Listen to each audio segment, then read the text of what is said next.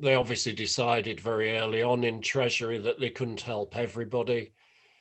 And they did regard the people that they've excluded as deadweight, really. So only half the self-employed people have actually received any support at all.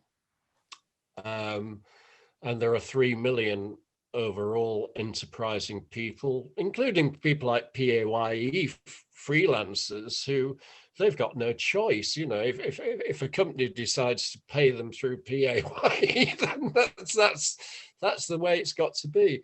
All those limited companies, business owners that pay themselves a really minimal salary during the year to give themselves the dividend if they've made any profit at the end of the year to keep going. It's a fairly normal thing, but there's about 1 million of those, for example, that they've had no income support.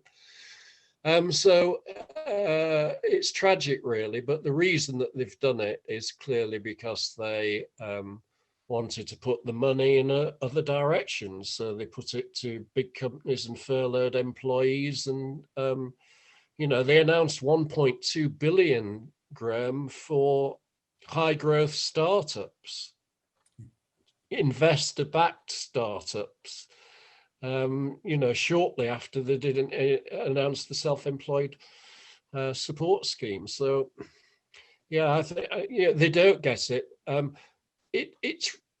The weird thing is that they have commissioned an awful lot of reports over these 20 years I've been batting for micro enterprise owners that will actually show that if you don't try and pick the winners, but you actually get more businesses to survive, then out of those, they do know what they're doing after 3 years.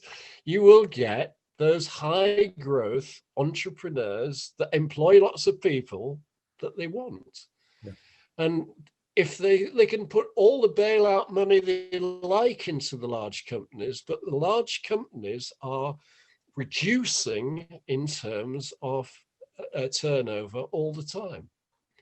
You know, you look at the shares that are making all the money. It's the ones that were making it 5 years ago, and it's Google, and it's Alphabet, it's through Alphabet, it's Facebook. Number one is Amazon.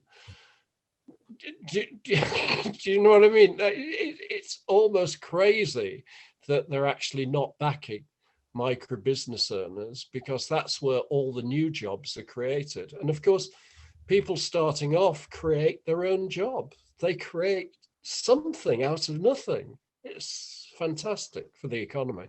And letting businesses go under is going to cost them so much more in the future. I mean, I know you are a big supporter of theatre. I'm trying to help out a couple of very small local theatres, because if they disappear, they'll never come back. And the number of people that are dependent on income from them, not only income, but entertainment, having a great time, somewhere to go and enjoy yourself, great for your mental health.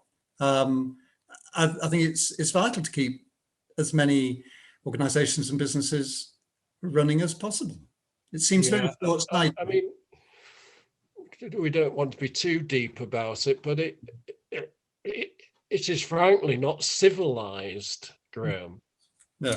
I mean, basically, you know, I like a lot of the things from the Stoics and various things, but if you take the ancient Greeks overall, these very, very wise people that gave us, you know, fantastic philosophies of life and medicine and all the great things that they have. To them, a life without the arts and culture and more theatre and more ways of actually enjoying your non-work time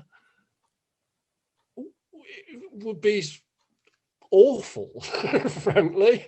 They just couldn't contemplate people living like that.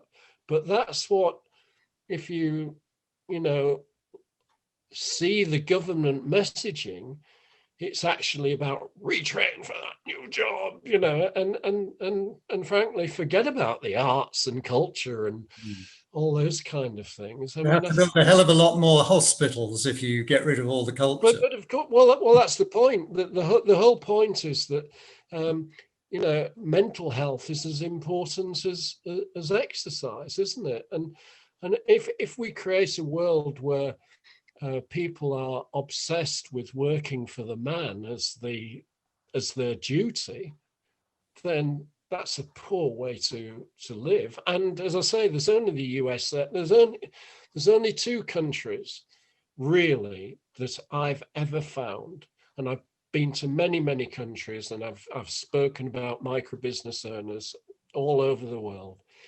It is only the United States and the UK, and not even all of the UK. I mean, Northern Ireland and the Highlands and Islands in Scotland are perfect examples of brilliant communities for enterprise support. I was at the Irish Micro Business Awards just a few weeks ago.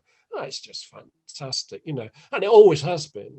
And the Highlands and Islands, I always love going out to places like Inverness. You know, they've got one of the business shops on the high street in Inverness, free advice, free starter, but you know, it's fantastic.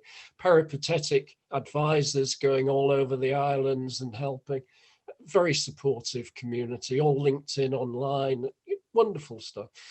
But in the UK and the US, we are driven by the Goldman Sachs of this world and the big hitters that actually put the politicians into power and various things. And it's a sad way to live, I think. And that's another reason for us to be upbeat and enterprising about a lifestyle of controlling your own destiny as a happypreneur, rather than one that's driven by growth and ever increasing profit and return on shareholders' investment. Well, you're looking very happy today, and I'm glad to hear you've got your family with you. I really enjoyed talking to you, Tony. Thank you very much. Thank you.